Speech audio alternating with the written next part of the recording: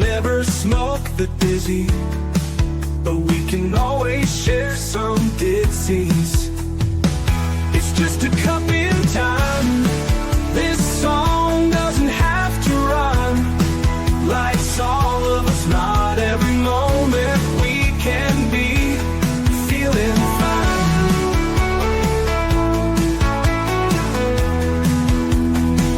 I wanna share a moment, just a second if you will, maybe even a cup of thrill. We could share this performance.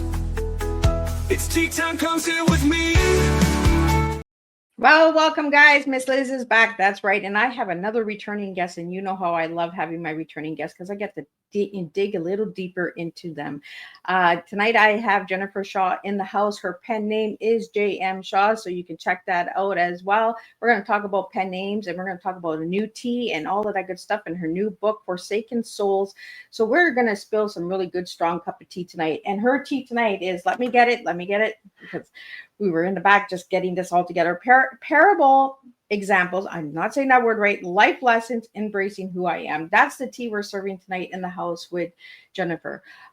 So before we get started, we're going to get you over to Miss Liz's YouTube channel, Spotify, podcast, apps, all of that good stuff, Facebook, and give you a little quick follow, subscribe, all that good stuff, and share these tea times out with your loved ones, neighborhood, networks, all that good stuff. So let's get started with disclaimer and then a nice, beautiful intro. And then we're going to get Jennifer in here. And we're going to spill some tea, Miss Liz style. Disclaimer for Miss Liz's Tea Time live show. Miss Liz's Tea Time is a global platform dedicated to sharing real life stories, diverse perspectives, and meaningful conversations that inspire awareness, healing, and connection. I, Miss Liz, is going live using StreamYard. Before leaving a comment during the live broadcast, please grant StreamYard permission to display your name at StreamYard.com. Please be advised that all content brought forward during any Tea Time show is presented in good faith. However, discussions may include opinions, beliefs, and perspectives that do not necessarily represent the views of Miss Liz or the Tea Time platform. Information shared by guests is based on their own experiences and is perceived to be accurate at the given time of airing. All guests, viewers, and participants are responsible for using their own judgment when considering any action or decisions that may relate to these discussions. Some episodes may cover sensitive topics, including, but not limited to, trauma, abuse, grief, mental health, and other emotionally triggering subjects. Listeners' and viewers' discretion is strongly advised. Tea Time with Miss Liz is an open discussion forum designed to offer insight, inspire awareness, and create connection. It is not a substitute for professional medical, legal, or therapeutical advice. If you require professional support, please seek assistance from qualified professionals or trusted resources in your area. If you have any questions regarding this disclaimer or the content of this discussion, you are welcome to contact me directly at my email, bookingmissliz@gmail.com, or check out my link tree at Miss Liz's Tea Time. By choosing to participate in, comment on, or view these live shows, you acknowledge and accept this disclaimer. Your participation is entirely voluntary. I, Miss Liz, welcomes you to join the conversation with an open heart, and at any time you feel this platform is not right for you, I respect those wishes and decision and welcome you back whenever you are ready. Tea Time with Miss Liz is serving truth and awareness one cup at a time. Now let me give you a little bit on who is sitting in the back. Tonight I'm honored to welcome back a returning guest, J.M. Shaw. J.M. is a storyteller who brings light to the often overlooked journey of neurodiversity, strength, and hope. Through her writing and creative voice, she offers readers an authentic look into resilience, reminding us that every story matters, especially those that challenge us to see the world differently. She blends truth with imagination, courage with compassion, and continues to inspire others through the personal journey and the characters she creates. Her work invites us to reflect, to grow, and to find meaning in the places where life and stories interact. So without further delay, let me welcome Jennifer Shaw into the house, and let's spill some tea together. Welcome, Jennifer. Thank you. It is an honor to see you again, and the giggles in the back and all of the encouragement in the back. So thank you for that before we went live. Jennifer, I'm going to take you back for first-time listeners that are tuning in tonight and may not have heard your first tea time with me. Who was Jennifer as a little girl, and who is Jennifer now? oh goodness, I was a big time dreamer. I was very introverted. I was very much a people watcher. Yeah, I was struggling to understand the world around me, and I needed an outlet, and I started writing, and it became that avenue for me to explore the world that I didn't understand. And today I'm a mom, I'm a wife, I'm still writing. I'm feeling more powerful in my writing nowadays. Well, that's good. So let's get into your story a little bit. I'm going to bring up your book, and we're going to pop it up maybe once or twice during the show, or we're going to see what we do tonight, right, with Tea Time. But I'm going to get your book out there because you have a new book called Forshaken Souls. And then we're going to dive into diversity and neurodiversity and all of that other stuff after the book. But let's get your book out there first. So I'm going to pop it up so you can share a little bit about the cover, all of that good stuff about it. There we go. So I had a lot of input into the cover. It was fun. I knew what I wanted my cover to look like, where you're looking into this cavern, and this background image that you see is this kind of almost gothic city underneath the ground, and everything's dark and mysterious. I didn't know what the title was going to be. I struggled with that. I like to have titles for my books that are dual meaning. And so this one had to be something to do with the story as well as what's going on with my character. So can you tell a little bit about what the cover looks like for the audio listeners? Yeah, so this character standing in the mouth of a cave, a dark cave, looking into this cavern, and we see a gothic city with lots of spires underneath, and there's a dark ambience, almost like a mist. It's very magical scene. So Jennifer, can you tell me, is the storyline gothic? It's not so much that the storyline is gothic. It's the fourth book in my series, so things are a little darker here, just because the as we go through the series, the stakes are higher, and my character who survived the third book, my protagonist, is a bit traumatized by the events of the third book, so he's having to learn how to deal with those and open up about them and face his fears. So you were on Tea Time for the Fractured Veil, correct? Yes. Do you want to share a little bit about that book? So the Fractured Veil was really fun in that my character is, so to explain the series, explain the series so you can get an idea. So there's our world, our time, coexisting magical realm, veil that separates us. We can't see or cross this veil. We don't have magic, but these creatures that do can and have. And they've been the source of our fairy tales and mythologies. And then Callum Walker is my protagonist. He's a young man born with the ability to use magic. He doesn't know why. He's trying to make the most of it. He's able to cross that veil, and he becomes embroiled in this magical realm, what's going on there. And he's learning about this world and meeting all these beings, and adventures ensue. And we follow him through the series as he's trying to figure out who he is, where he belongs, because he's too magic for here, too human for there, and then master these abilities to survive. And then, so I introduced him and this world in the first book. And then the second book was a lot of him trying to accept and step into the role that he didn't want to be in. The third book is following an event that happened at the end of the second book that fractured the veil, so to speak, like literally. And then, but he's also dealing with some post-traumatic stress as well. And he's got it in his head that he's at fault and he needs to fix this veil. So he's on this journey to try to fix this veil. He ends up meeting this other character named Jax, and I had a lot of fun because I have 4 brothers, so I use a lot of that bantering between them and stuff.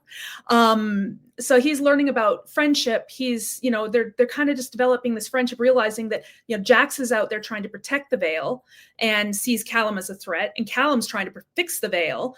So they're on the same mission and stuff. But Jax is kind of, he's a bit of a, bang in there first, ask questions later kind of guy. And Callum, as we know, is very conservative, very thoughtful, very meticulous, planning things. And so they butt heads a lot and stuff.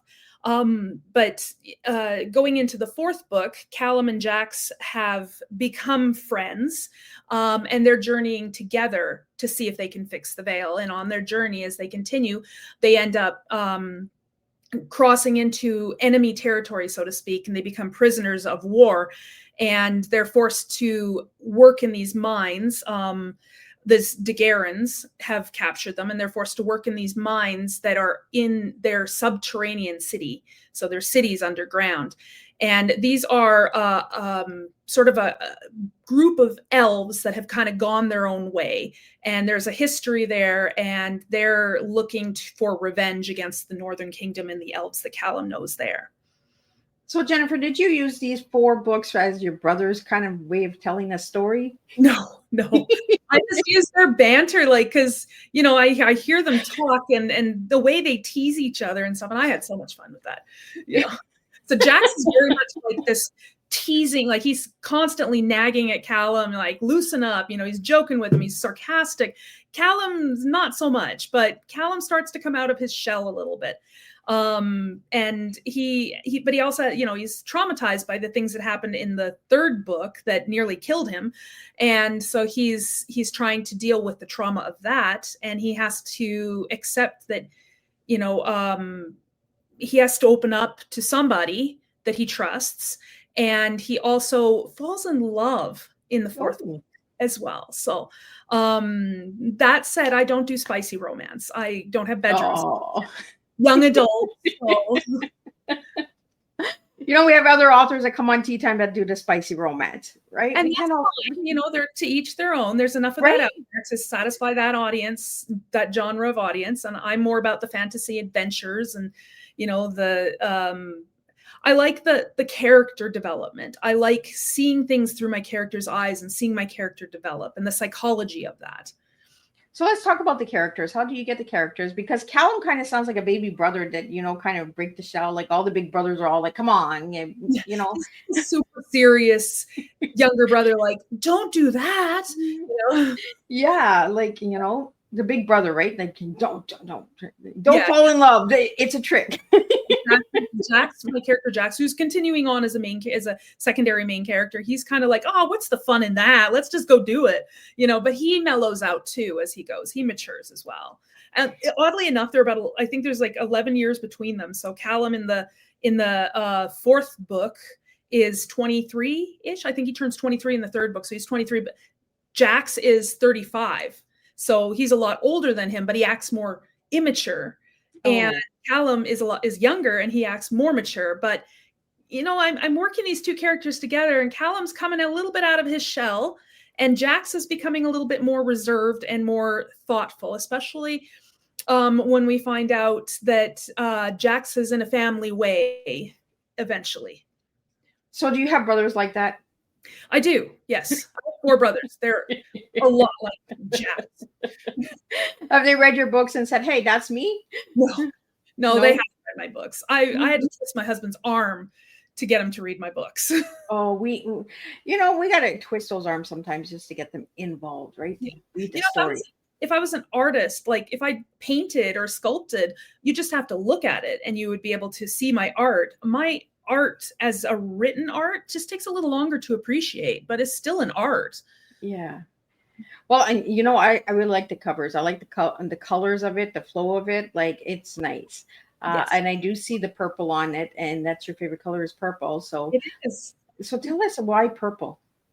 I don't know. It's like the color of royalty, kind of. It's just this dark, especially the dark purples, like the plum purples and stuff. And I used to like pink when I was a kid, and my mom took it to the extreme, and I had pink carpet, pink curtains, pink bedspread, pink walls, pink ceiling, pink door. And so they traumatized you with pink. I'm writing another book and I have that in there. It's like grotesquely pink bedroom that are, you know, I have my character's mother has inputted her stylistic color choices into this character's bedroom. So I was like, that's definitely from me. So you're using your mom as the next character? No, I'm just using that aspect. Well, I want to get into autism and ADHD and neurodiversity, and that I want to get that conversation out there. We had some questions that came in, and one of the questions is: your family shares diagnosis of autism and ADHD is such a unique story.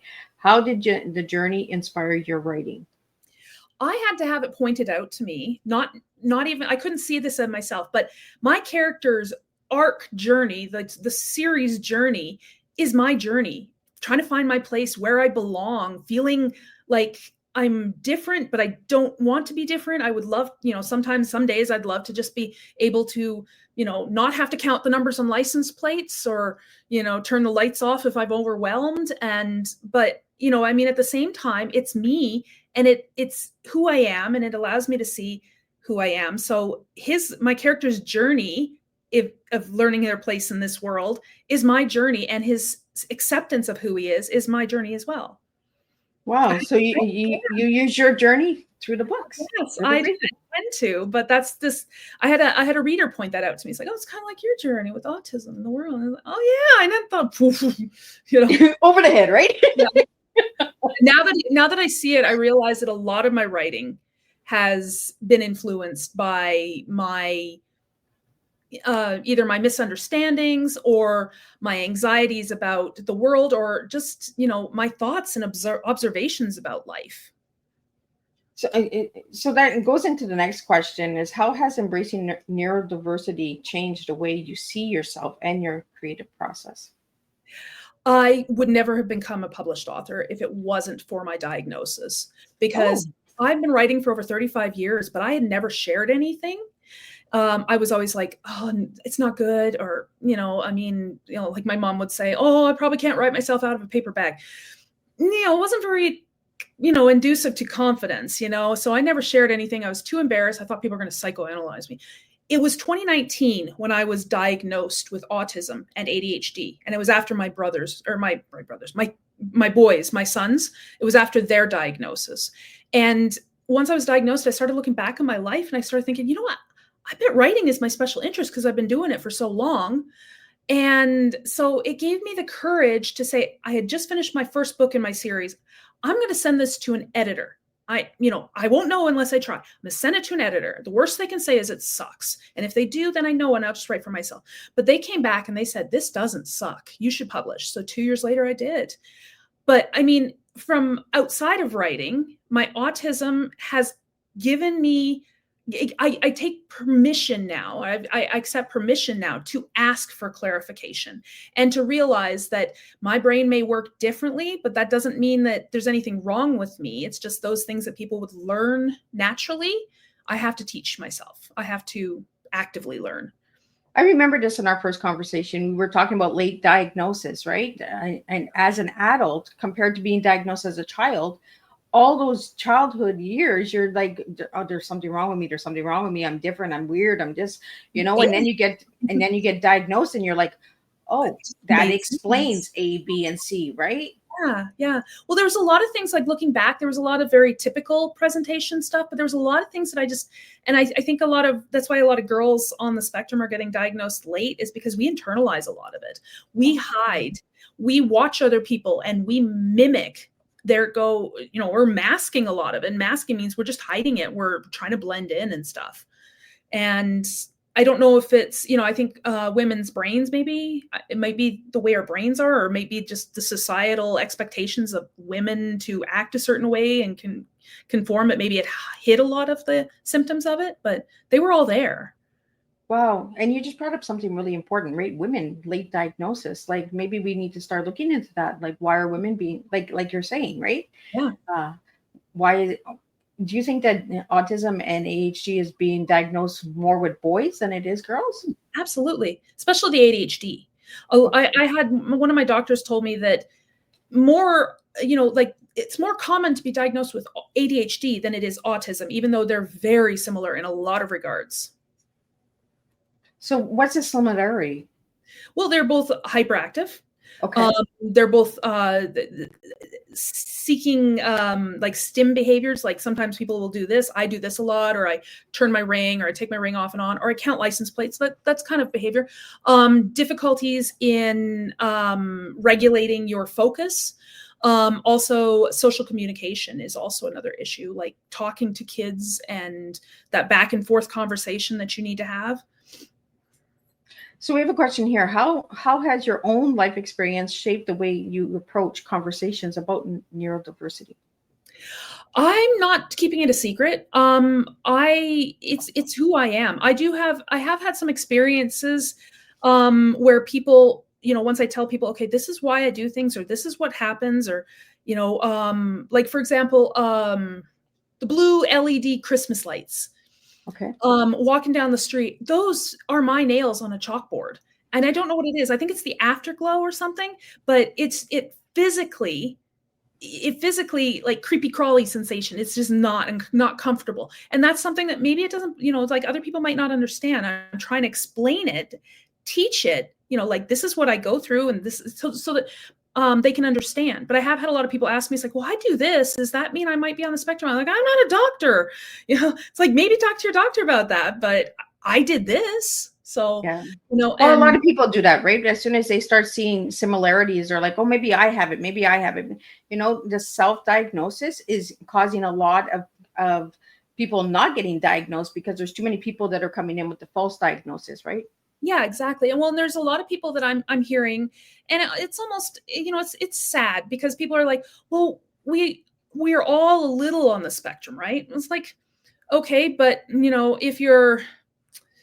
if it's disrupting your life, then it's, that's something else, I had a example that I used for my kid. It's like, you're driving a bicycle down the road and somebody's driving a car. It's like, well, we're all drivers. We're driving completely different vehicles, and we're going to have completely different struggles.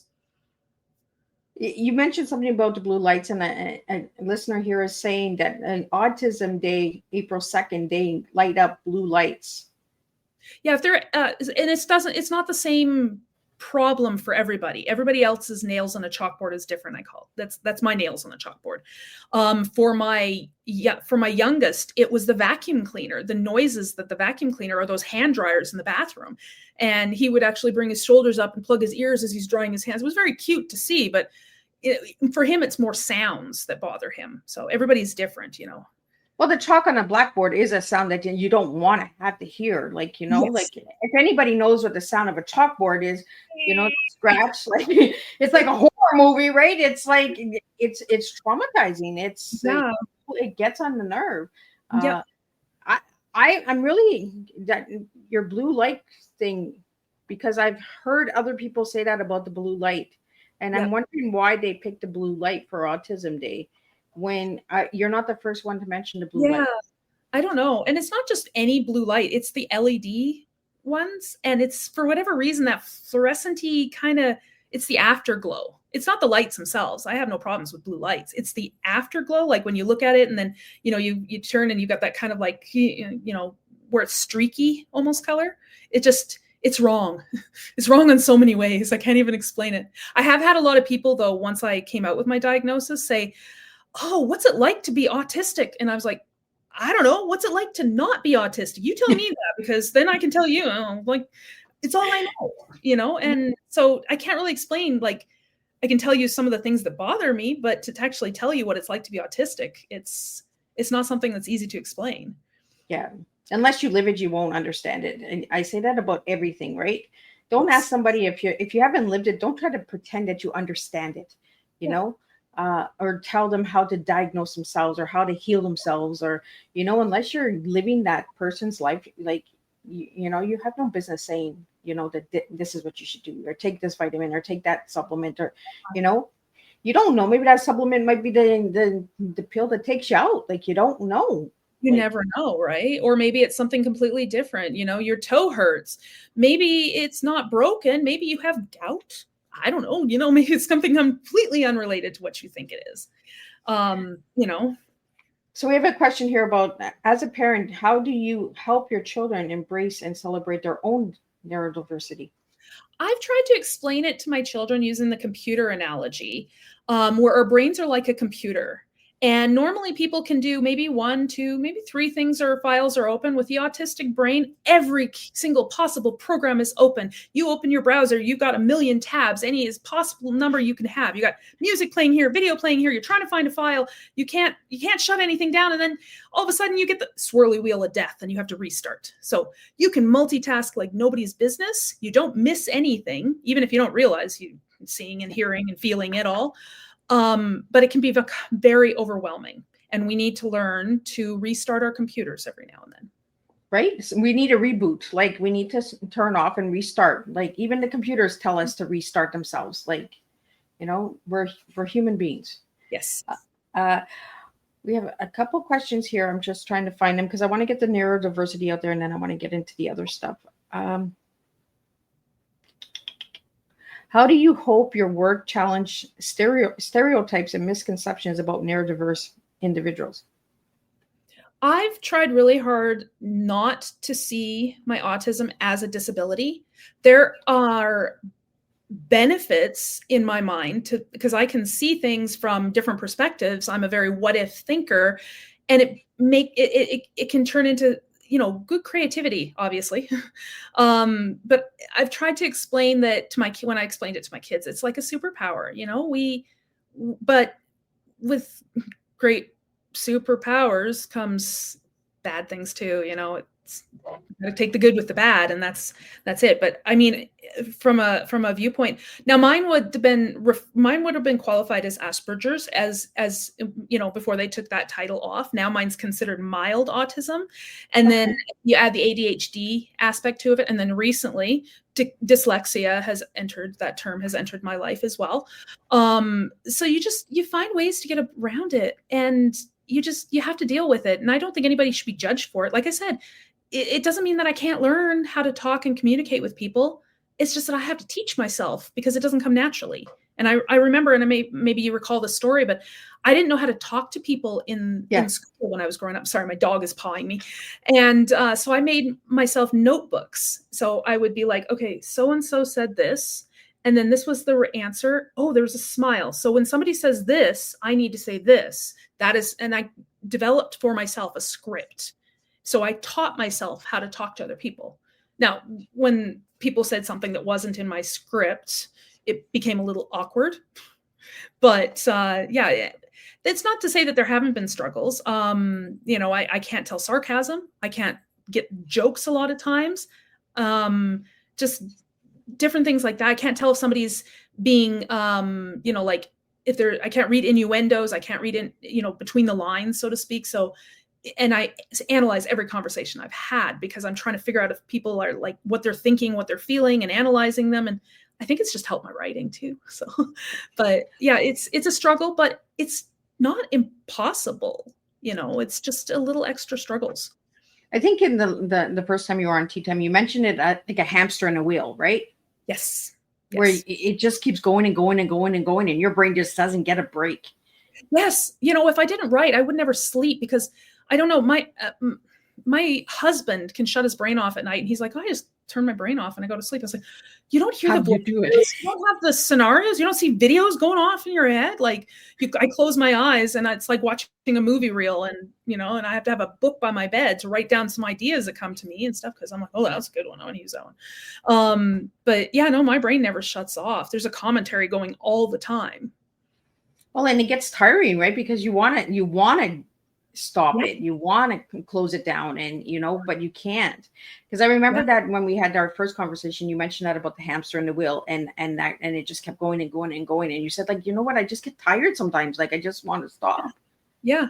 Well, I mean, it would be really hard, I think, for the average person if they don't, you know, going through life, having somebody whisper, you know, and in your ear all the time. And that's kind of what I equate it to. It's like, you know, ideas and thoughts and feelings. And sometimes I can't identify my feelings. I'll be upset about something. It'll take me 2 weeks to figure out why, or to even identify whether I'm sad or angry, you know, and it's just because there's so much noise. I can't filter it all or any of it. We have a question that just came in. When is most of your noise going on? Daytime or nighttime? It's pretty constant, but if I had to say, might be slightly more at night. Although that said, when there's a lot of things going on, like my kids are home and they're being very noisy, then the noise in my head also tends to increase.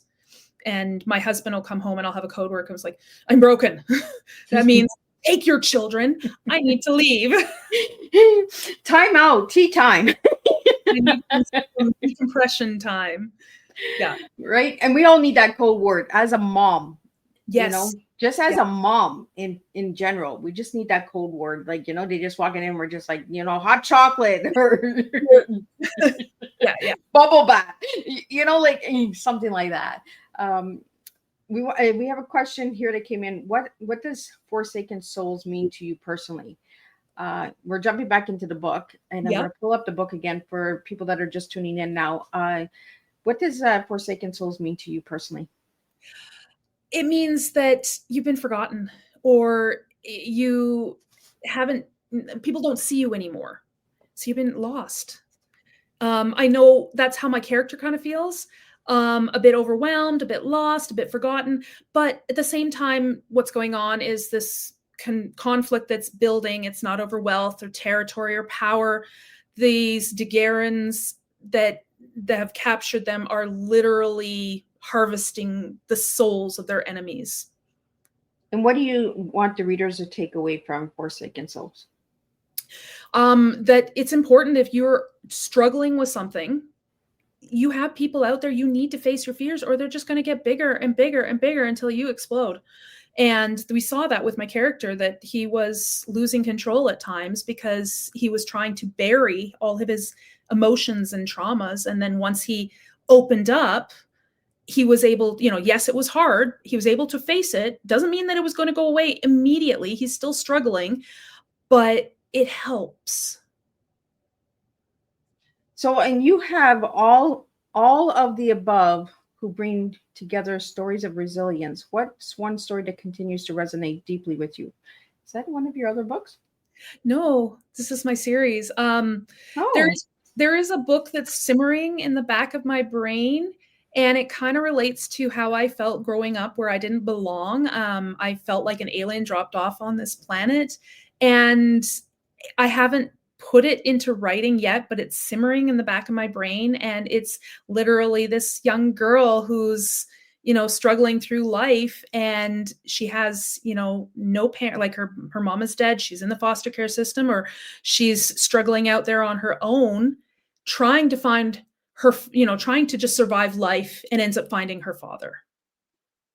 Oh, so feeling like she's been forgotten, and then somebody that's important finds her, somebody important to her finds her. So is that part of the Colin Walker series, or is that a separate book? No, that's something it's a story that's been simmering in my brain, and I will write it down. It's just that I got so many other things going on, but that's the story that that's the heart story, I say, my heart story. I was kind of, because all of the above was also mentioned in CC's interview this afternoon. So I'm wondering if there's like a connection.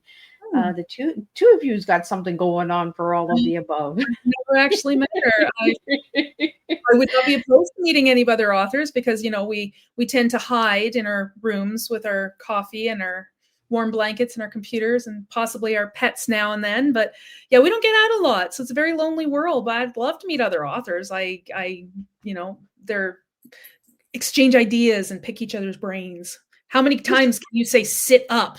Is there another way to say it? I just find that the two of yous are on today, and both of all of the above. So yeah, it's universe again. Yeah. We got that. So how do you balance the emotional intensity of your stories with the moments of hope and light? I know my stories, there's dark things, but these are real things. These are real emotions that we can feel in an everyday life. So I think my readers connect to them. But there's also moments of happiness throughout, like, finding friends, finding family, finding love, finding out where you belong and accepting who you are. So I try to balance those throughout my stories. Yes, there's dark, because life is dark, but there's also good, because life has moments of good too. And Jennifer, do you do martial arts? Yes, I used to. Because we have a question here, and I was just like, what? It's just like salsa dancing this afternoon. I'm just like, what? So it says, how do your backgrounds in healthcare, psychology, and martial arts influence your storytelling? The martial arts, because fight scenes, man, I love those.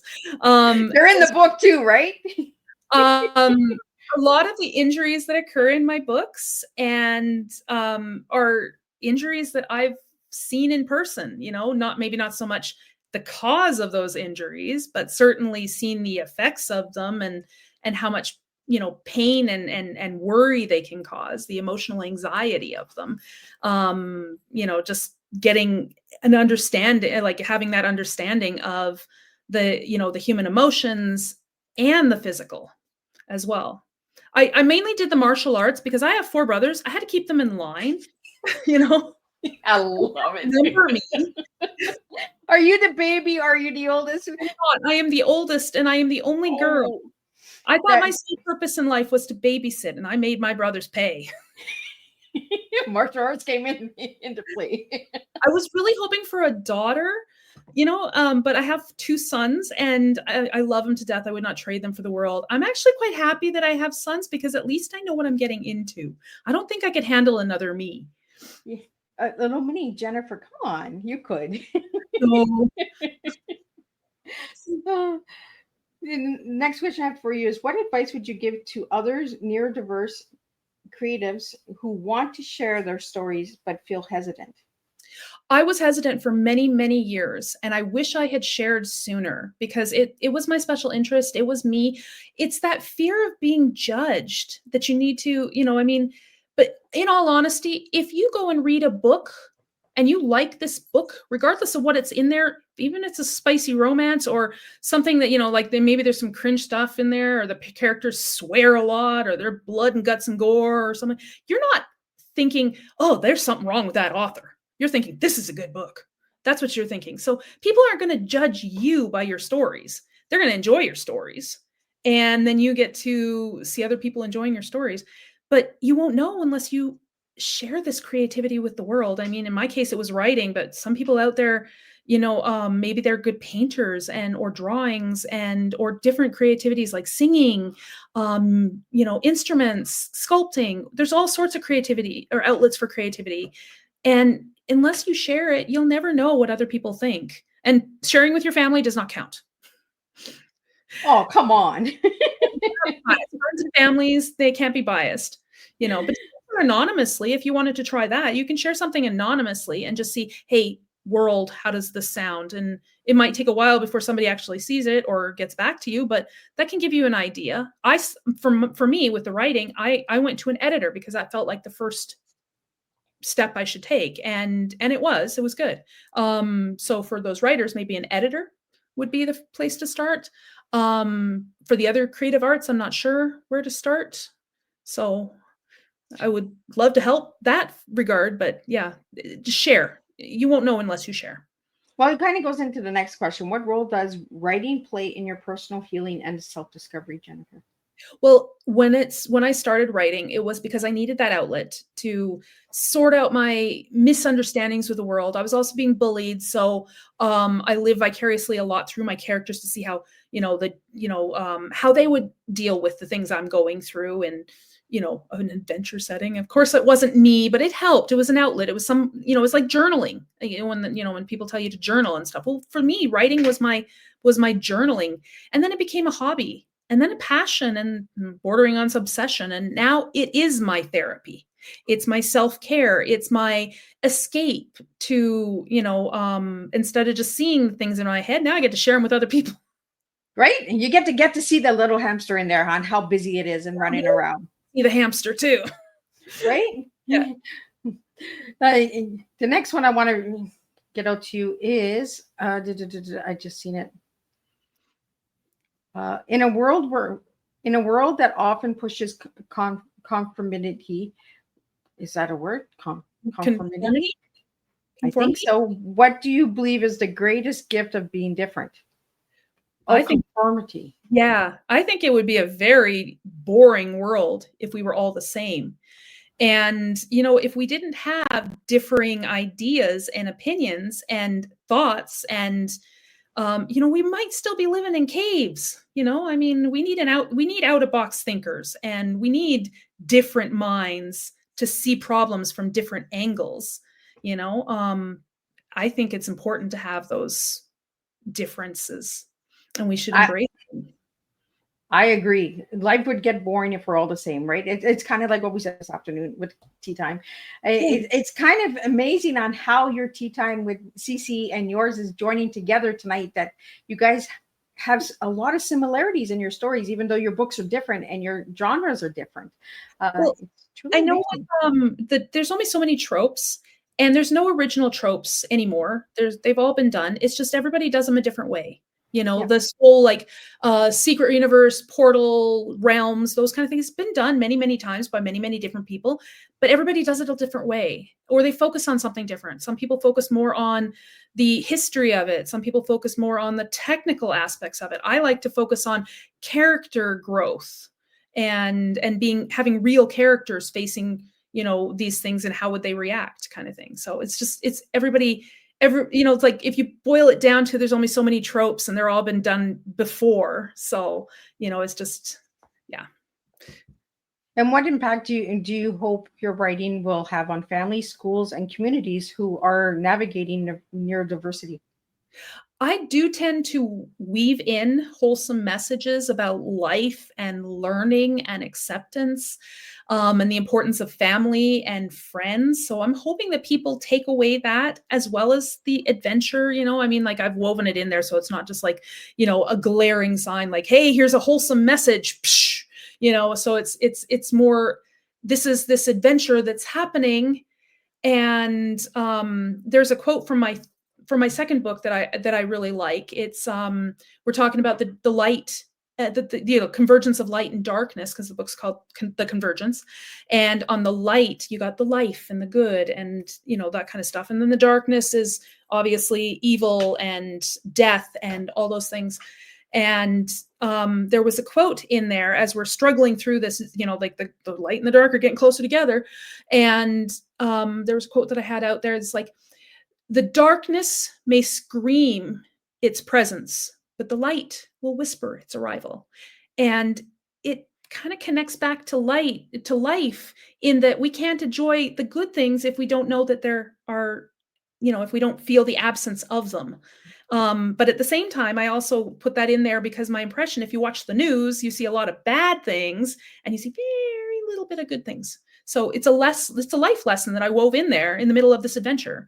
And I try to do that a lot, actually. I like to do Well, that. and you kind of just went into your tea, because your tea is life lessons. So, like, you know, we got into the life lessons. We got into your tea a little bit. Like, you know, in the beginning of the show, we got the bottom of the tea, then we get the middle of the tea. Now we got to go to the top of the tea. And the top of the tea, what did you give me? Parable examples. So Teaching what? examples. Yeah, I've been a storyteller my entire life, and when I'm trying to teach somebody or tell somebody or get my message across, like I teach through story. Like when I'm trying to, or teach through parables, like what parables are just basically little stories or little examples that are relatable to you. Like when I'm trying to explain to my kids about how autism is like a computer, you know, like those kind of things. Or, you know, driving down a road and one, you know, the highway, you know, one person has a car, the other person has a bike. They're both driving, they're both traveling, they're both technically drivers, but they're going to have different struggles. You know, so I like to teach with those examples, those visual examples that you're going to be able to relate to your life and understand a lot better. I like that, you know, because using examples is another way of showing storytelling as well, right? Yes. It's Yes. almost like the different genres of books. It's telling in different avenues, in different ways, and different paths. You're going left, you're going right, you're going straight, you're going up, you're going down. You Yeah. know, it's teaching people in different ways, and there's nothing wrong with that. There, you know, everyone learns differently. We have some fun questions now that are going to come to you. So, one word that defines the journey you're on right now. Oh, relentless. It's Oh, relentlessly long, but I also have to be, you know, persevere through it. I can't give up because, you know, if I keep going, I'll eventually reach the finish line in my mind. But if I stop, I'm never going to get there. So I have to be relentless. and one word for your that describes your storytelling, Jennifer. Oh, emotional. I do put a Oh, lot of emotions into my stories. Um, I know I wrote when I was editing my first book a long time ago, the original edit, and before the second and third edit, there was a scene in there. I had to write a couple extra chapters and stuff, but I wrote a chapter in there, and my editor sent to me back. He's like, "Oh, this is a really good, heart-wrenching chapter. You've made your editor teary-eyed." And I was like, "Oh, good. Well, wait till you get to the 6th book. I'm literally bawling my eyes out as I'm writing these chapters, some of them." So You better have your Kleenex box, right? I put a lot of emotion in there, and I try to make it a real emotions. Like, I may not be facing dragons in my daily life, but I can understand how that would feel if I'm facing big obstacles, and those emotions are the same. Yeah. I think emotions are good, right? We need to get them out there. We need to get those Kleenex boxes used up besides blowing our noses, right? We need to clean our sinuses out every now and then. Yeah, right? What's the favorite time of day to write for you, Jennifer? Oh, I used to like in the evenings, but now that my kids are in school, I tend to do a lot more of my writing when they're in school. Yeah. Oh, so during the day. Yeah, because in the evenings, it's especially like around that bedtime, they're in and out of bed, got to get a drink of water, got to go to the bathroom, I want a hug and stuff like that. So there's no sit down and write time, but when they're at school and my husband's at work, I'm at home and it's quiet, that's the best time to do it. And coffee, tea, or something stronger for focus? Anything with caffeine, really. Oh, caffeine. Favorite drink? Yes, I call it mommy juice. Oh, there we go. Mommy juice. Oh, we all need mommy juice. Yes. The book that impacted you the most as a writer? Where the Red Fern Grows. Oh, yeah. Never heard of that one. That I cried while I was reading it, and very few books. The Anna Green Gables books also, I cried through them and stuff, where you feel that connection, and I love that they can create that connection with the characters. Like I love books that do that. You feel what they're feeling. And one phrase you live by during challenging days? By this time next year, things will be different. Oh, I like that. We all hope that next year is better, right? Well, I mean, I had a variation of that, basically it relates to anything. Like, for example, when I was potty training my children, it's like, by the time they get to college, they'll be peeing on their own, or whatever, right? You'll be out of diapers by the time they're in school, but it was just relevant to what was going on in my life, like the struggles. By this time next year, things will be different. It'll be a new problem to deal with, but this one will be done with. I like the potty training in college. By the time they get to think they're not, then Then there's new training coming in, martial arts. Yes, yeah. I thought with potty training, but maybe insecurities. So Jennifer, what do you love about martial arts? You know what? I went into martial arts during a period of time when I had very low self-esteem. I was very introverted. I was getting bullied a lot in school. We moved to another town. I didn't have a lot of friends, didn't know a lot of people, and it gave me confidence. Like I can do this. Not so much that I would use it ever, although I did have to use it once, but that, it gave me something to be proud of, and strive toward, because it's very linear. You got your belts, and I think if I remember correctly, it was because it was Shorin-ryu karate, and it was white, yellow, orange, green, blue, brown, black, and then there was 10 degrees of blacks. But it gave you a very linear thing to follow, and you could gauge your progress by the belts that you had. 10 degrees of black? So there's 10 different levels of black? Yes. Oh, do you want to tell me a little bit about that? Some of our listeners want to know too. I never made it to the black belt. I almost got there. I was like at the brown belt level. So, but there's this test, and there's just more things that you learn, and then years of practice and stuff, and you become more proficient at it. It's not that you're learning a huge amount of extra stuff. It's just that you're getting better at the stuff that you're learning. Oh, well, look at that. We learned something about martial arts now again, and the belts. See, we just never know what we talk about on Teatime over here. Yeah. So we have a question here about Teatime. When you return to Teatime, you always bring a powerful update. What's one of the new message or themes you're most passionate about sharing today? Writing is a marathon, not a race, or any creative endeavor. And, you know, I mean, if you're expecting it to be immediate success, you're gonna be disappointed. How many people out there say, I write books, but then of those millions of people that say that, because there is millions of people that say they write books, how many actually finish a book? And then of those people that finish a book, how many go off to edit it? And then of those people who actually finish a book and get it edited, how many actually publish?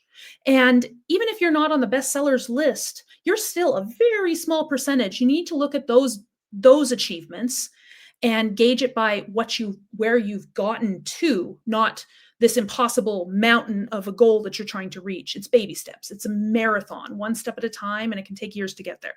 But if you keep going, you'll eventually reach the finish line, wherever that may be. It may not be what you're expecting, but you'll eventually reach it. If you stop, you will never reach it. And that's really important, you know, because like you said, Jennifer, how many people start a book? How many people finish the book? How many people go to the edit? Yeah. You know, I hear a lot of excuses. I want to write a book, Miss Liz. Just do it. Yeah. Like, try, you know, and it doesn't have to be like a bestseller, like you said. You know, how many people actually finish that race of just getting a book done? Yeah. I know sometimes I come up with ideas and I don't necessarily have a story to put them in or a book that I'm working on, but I'm like, oh, I have the scene in my head. So I write a document of scenes, you know, like the car chase scene or the climbing the mountain scene or something. And I will use them later, but you know, I come up with these ideas, and instead of starting a new novel and giving up on what I'm doing now, I write the scene down, you know, because it may be used later, or I might find a place to use it in the book that I'm working on. So what roles does hope play in the process of healing and self-discovery when characters or for yourself, like when you're writing your books? Hope. Hope. I'm hoping that I'm writing something good. Keeps me going, you know, hoping that people will enjoy it. And then when I get confirmation that people do enjoy it, then it you know, feeds back into that hope that, oh, maybe if they enjoyed it, maybe somebody else will enjoy it. It keeps me going. You know, it's spinning that hamster wheel, so to speak. You know, I'm just Jennifer, how did you feel when you finished your first book? When I finished it, I was exhausted. When I published it, I was over the moon. I couldn't believe that I had done this. How could I, you know, like I remember thinking years back when I was like 16 or something, I would love to be a published author, but I didn't think it would ever happen. And then I made it happen. I felt like, what else can I do? You know, if I could do this and I didn't think it would happen, what else can I do? So do you have any more books coming in this series, or are you starting a new series that we should know about? I'm working on the 5th book in this series, but I'm also working on a standalone future dystopian Robin Hood meets Romeo and Juliet with hints of Hunger Games, but you'll have to follow me to find out more. Jennifer, go and watch CC's Teatime, because I'm telling you, it's like I'm having a deja vu here. Like I have two different women, but you guys, your stories. Hunger Game was in her conversation. Yep. And she's in the historian genre. Like, I mean, like you two need to connect. Like something needs to happen here. You can be like an author matchmaker, eh? Right. It's just like it's like, no, I had CC, now I have Jennifer, but I have them all in one. Like it's almost like a good box of candy that I got today. If you could give your younger self one piece of advice, what would it be?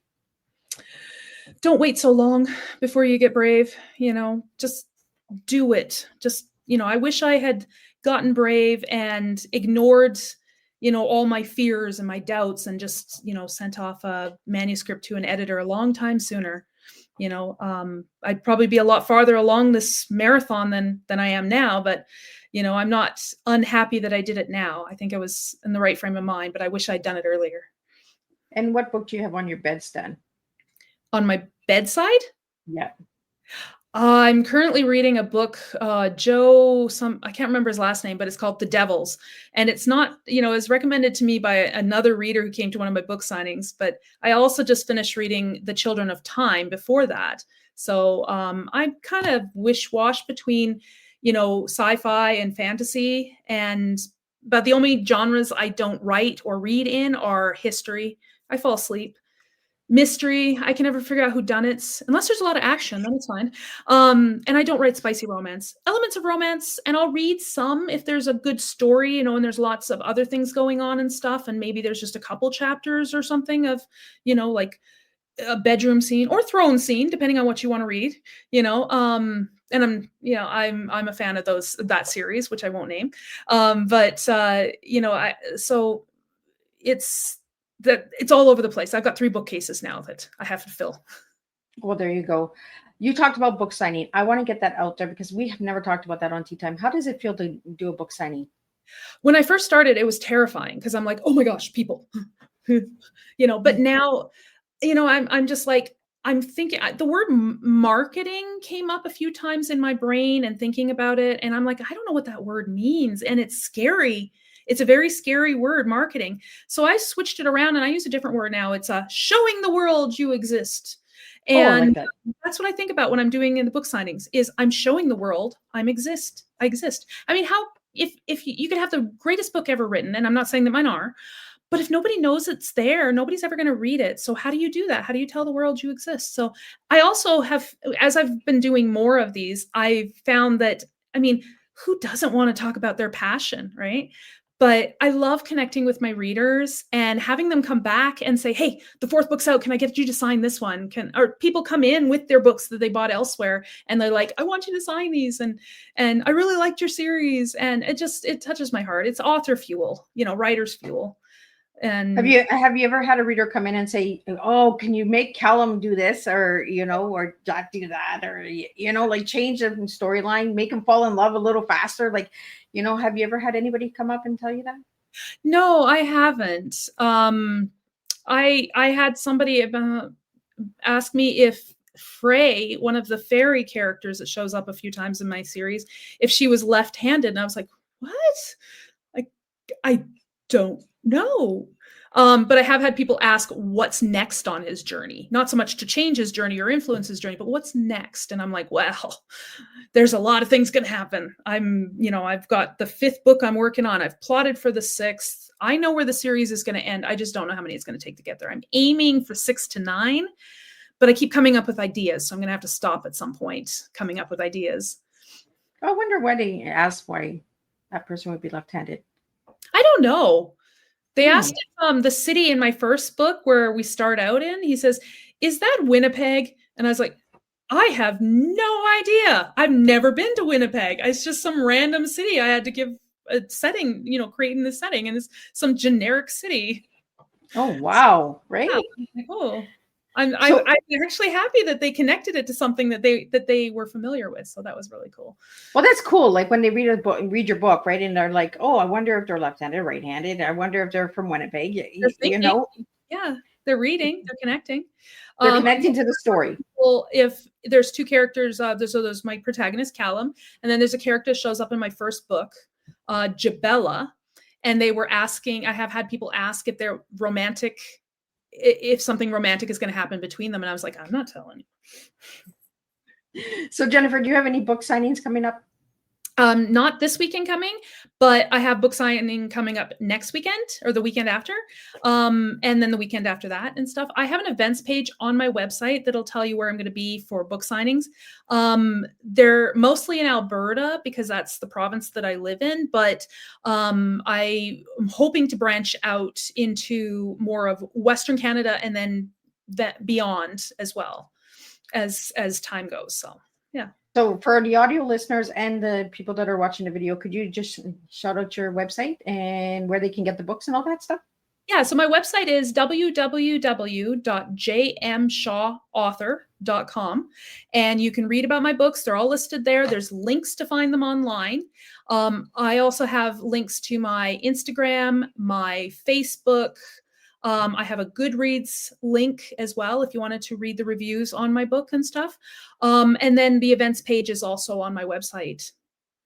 Awesome. Well, Jennifer, thank you for joining me tonight. And I'm just going to give a closing summary, and then we're going to wrap it up, and we're going to do this all over again next week with 2 more guests on Tuesday and on Thursday. So tonight, what a heartfelt tea time with Jennifer Shaw. Her presence reminds us that storytelling is not just about words on a page, but about lived experiences. perspectives, and the hope we offer one another. Today's conversation highlighted the importance of embracing neurodiversity, honoring personal truths, and celebrating strengths in all forms. As we close, may we carry forward Jennifer's reminder that resilience is born from authenticity and that stories are our own and those we share can heal and unite us. Thank you, Jennifer, for returning to Tea Time's table, and thank you all for joining us today. Until we meet again, may your cup be filled with understanding, kindness, and hope. And I'll see you guys all next week, same time, same place, and we'll do it all over again. Thanks.